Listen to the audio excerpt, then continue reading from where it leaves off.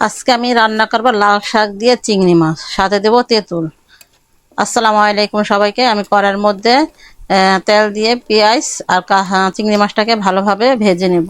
ভাজা হয়ে গেলে আমি আদা রসুন বাটাটা দিয়েও ভাজবো।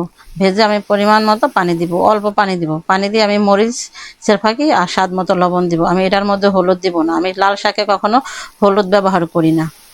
শাকটাকে ঢেলে আমি ভালোভাবে উল্টে পাল্টে নাড়াচাড়া করে নেব। যদি আমার ভিডিওটা ভালো লাগে লাইক কমেন্ট শেয়ার করে দিবেন। তামান্না রান্নাঘরের যে একটা সাবস্ক্রাইব করে দিবেন। কষ্ট করে ভিডিও বানাই, যদি আপনাদের যদি ভালো লাগে তাহলে অবশ্যই একটা সাবস্ক্রাইব করে দিবেন। দেখেন আমি শাকটাকে ভালোভাবে উল্টে পাল্টে রান্না করব। আর এখন সিজন ছাড়া শাক তো বেশি লাল হয় না, কালারটা সুন্দর হয় না। আর সিজনের শাক হলে এভাবে রান্না করে খেয়ে দেখবেন কালারটা সে আসে। হলুদ কখনো ব্যবহার করবেন না লাল শাকে। আর টক দিয়ে রান্না করলে ভাজির থেকে এভাবে ভালো লাগে। দেখেন বন্ধুদের মাঝে শেয়ার করে দিবেন, উপকার আসবে। আর আমরা কখনো খানা অপচয় করব না। আমি একটু বোম্বা মরিচ দিয়ে দিলাম।